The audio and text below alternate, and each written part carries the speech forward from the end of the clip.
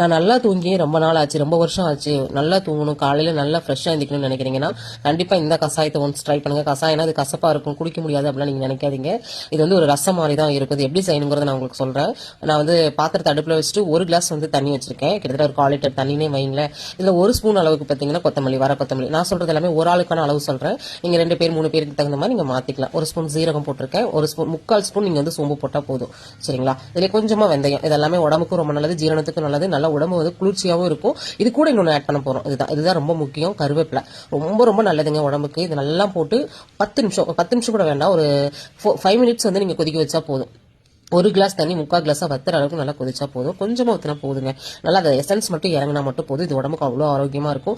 காலையில் நீங்கள் வந்து என்ன டைமுக்கு எந்திக்கணும்னு நினைக்கிறீங்களோ டான் வந்து எழுப்பிவிடும், நல்லா ஜீரணமாகும். பாத்ரூம் பிரச்சனை இருக்கிறவங்களுக்கு கண்டிப்பாக இது வந்து நல்ல ஒரு ரிசல்ட் வந்து கொடுக்கும். இது நான் ரொம்ப வருஷமா வந்து பண்ணிட்டு தான் இருந்தேன். திடீர்னு இடையில எதனோ மறந்துட்டேன். அப்பதான் திடீர்னு ஞாபகம், ஐயோ நம்ம தூங்குறதுக்கு நல்ல ஒரு ட்ரிங்க் குடிப்போமே, அதை குடிக்கலாம் அப்படின்னு சொல்லிட்டு இன்னைக்கு நான் ட்ரை பண்ண உடனே உங்களுக்கு அதை ஷேர் பண்ணலாம் அப்படிங்கிறக்காக தான் பண்ணியிருக்கேன்.